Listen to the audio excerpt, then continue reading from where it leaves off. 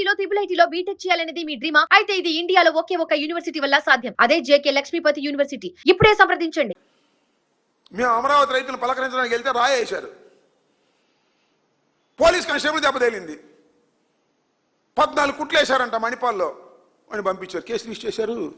ఒక్క case register చేయరు. ఎందుకంటే ఆ రాయేసిన వాడు స్పష్టంగా కనిపిస్తున్నాడు. ఆయన తెలుగుదేశం, ఆయన పెడితే ఆయన పెట్టాలి. అమ్మో ఆయన పెడితే అట్ట ఊరుకుంటాడు, లోకేష్ ఒప్పుకోడు. అందుకని కేసు పెట్టలా. ఎంత సిగ్గుమాలిన పని అండి ఇది. ఒక పోలీస్ కానిస్టేబుల్ తల పగిలి ప్రాణాపాయ స్థితి నుంచి బయటపడితే దాని మీద కేసు పెట్టరు. సోషల్ మీడియా మాత్రం టాస్క్ ఫోర్స్ పెడతారు. అవసరమైతే సిబ్బందిని తీసుకోవాలంట. ఏదో పెద్ద ప్రమాదం వచ్చేసింది దేశంలో. మేము ఇచ్చిన సోషల్ మీడియా కేసుల మీద మాత్రం యాక్షన్ తీసుకోరు. మా మీద మాత్రం ట్రోల్ చేస్తారు. ఎవడు భయపడతాడు నాకు అర్థం కాలేదు. మీరు డబ్బులు ఖర్చు పెట్టుకోవడం తప్ప ఎవరు భయపడేటువంటి పరిస్థితి లేదని కూడా ఈ సందర్భంగా నేను చెప్తున్నా. ఇలా దుర్మార్గమైన కార్యక్రమాలు చేసి ఇక ఏదో పబ్బం గడుపుకునేటటువంటి కార్యక్రమాలు ఇవాళ దురదృష్టవశాత్తు చేస్తున్నారు. ఇది సరైనటువంటి విధానం కాదని మాత్రం ఈరోజు నేను చాలా స్పష్టంగా చెప్పదలుచుకున్నాను. పెయిడ్ ఆర్టిస్టులను పెడతారు. సామాజిక మాధ్యమాల్లో వ్యక్తిత్వాన్ని హననం చేసే కార్యక్రమం చంద్రబాబు నాయుడు గారు, సాక్షాత్తు చంద్రబాబు నాయుడు గారే మాట్లాడుతుంటారు, ఎవరో కాదు. వీళ్ళన్నీ కూడా అదేమంటే మంత్రులంట మేము రెచ్చగొడుతున్నామంట, వాళ్ళు రెచ్చిపోవద్దంట. మంత్రులకు సలహా ఇస్తున్నాడు.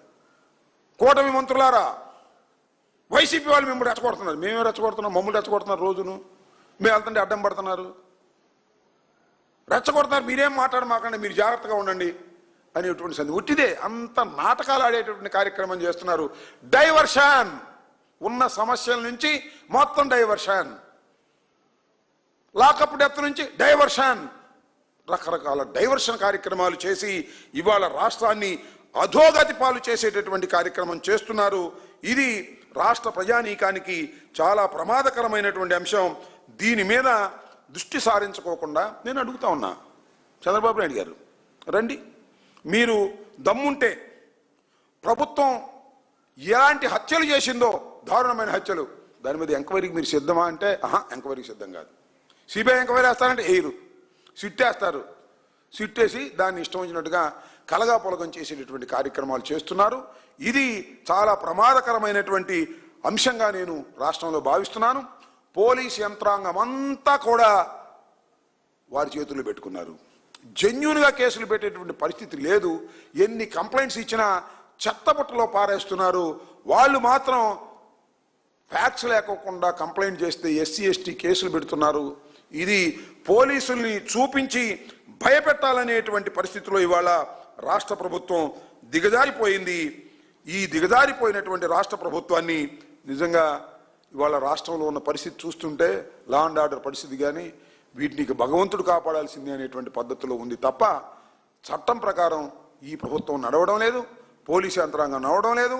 ఇది చాలా ప్రమాదకరమైన దశకు ఈ రాష్ట్రం పోతుంది. కాబట్టి ప్రజలు దీన్ని ఆలోచించాలి, మేధావులు దీన్ని ఆలోచించాలి. ఇలాంటి ఉత్తుత్తి క్యాబినెట్ మీటింగులు పెట్టడం, అసలు విషయాలు లేకుండా కొసర విషయాల గురించి మాట్లాడడం, ప్రజల్ని డైవర్ట్ చేసేటువంటి కార్యక్రమాలు చేస్తున్నారు. సంక్షేమాలు పోయాయి, అన్నీ పోయాయి. కాబట్టి ప్రజలు దీని మీద ఆలోచన చేయాలని చంద్రబాబు నాయుడు గారు ఇప్పటికైనా బుద్ధి తెచ్చుకొని వ్యక్తిత్వహనాలు మీరు మానుకోండి. మేము వ్యక్తిత్వహనాలు చేసే కార్యక్రమంలో మేము లేము. మేము ప్రజల పక్షాన నుండి పోరాడాలనేటువంటి ఉద్దేశంతో ముందుకు వెళుతున్నాం. ఎక్కడ ఏది జరిగినా ప్రభుత్వం ఎక్సెస్గా ప్రవర్తిస్తే, పోలీసులు ఎక్సెస్గా ప్రవర్తిస్తే వాళ్ళకు వ్యతిరేకంగా ఉద్యమ రూపాన్ని ఇచ్చి ప్రజల్లోకి తీసుకువెళ్ళి ప్రభుత్వాన్ని కట్టడి చేసి పోలీసు యంత్రాంగాన్ని కూడా కట్టడి చేయాలనేటువంటి ప్రయత్నం మేము చేస్తున్నాం. అన్ని విధాలా చేస్తాం. మాలో ఏ విధమైన తేడా లేకోకుండా పోరాడతామని కూడా ఈ సందర్భంగా మనవి చేస్తూ, ఖచ్చితంగా చంద్రబాబు నాయుడు గారు డైవర్షన్ పాలిటిక్స్ మానేసి క్యాబినెట్లో మంచి నిర్ణయాలు తీసుకోవాలి. తీసుకోకపోతే మీకు కాలం చెల్లినటువంటి రాజకీయ పార్టీగా మీరు దిగజారిపోతారని మాత్రం ఈ సందర్భంగా హెచ్చరించదలుచుకున్నాను. ఇవాళ కూడా రాలేదా? అందుకే భుజాలు నొప్పిగా ఉన్నాయంటగా, మరి ఎందుకు నొప్పిగా ఉన్నాయో మాకు తెలియదు. ఆయన చాలా మీటింగులకు రాడు, వాళ్ళిద్దరు తెలుసుకోవాలి. బహుశా చంద్రబాబు చేసేటటువంటి నిర్ణయాలు ఆయనకు నచ్చకరావడం లేదో, లేకపోతే ఒకరోజు వాళ్ళ తల్లిగారికి సీరియస్గా ఉందని ఆయన వెళ్ళిపోయాడు. ఇవాళ ఏమో బాంబే ఆసుపత్రికి వెళ్ళిపోయాడు. మరి ఈ నాటకాలు ఏంటో, వాళ్ళ మధ్యన ఏం జరుగుతుందో మనకేం తెలుసు, మీకే తెలియాలి. కేబినెట్ మీటింగ్కి ఉప ముఖ్యమంత్రి గారు పలుసార్లు ఎగ్గొట్టేస్తారు. కారణాలు ఉప ముఖ్యమంత్రి గారికి తెలియాలి, ముఖ్యమంత్రి గారికి తెలియాలి, ఆ భగవంతుడికి తెలియాలి. దీని మీద రకరకాలైనటువంటి పుకార్లు, రకరకాలైన అనుమానాలు ఉన్నమాట వాస్తవం. వాస్తవాలు మాకు తెలియదు. తెలిస్తే మీరు చెప్పండి, లేకపోతే ఆయన పవన్ కళ్యాణ్ గారిని చెప్పమనండి. మత విద్వేషాలు ఎవరు రెచ్చగొడుతున్నారు? ఎవరు రెచ్చగొడుతున్నారు? వర్గాలను ఎవరు రెచ్చగొడుతున్నారు?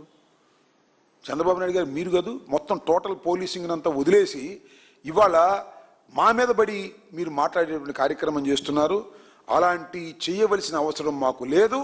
బాధితుల తరపున మేము పోరాడతాం.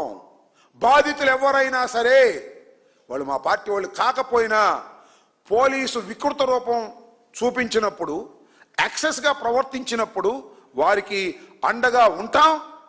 రాజ్యాంగబద్ధంగా నడుచుకోనటువంటి ప్రభుత్వాన్ని రాజ్యాంగబద్ధంగా నడిపించేందుకు మా ప్రయత్నాలు అన్నీ చేస్తామని కూడా ఈ సందర్భంగా నేను చెప్పదలుచుకున్నాను.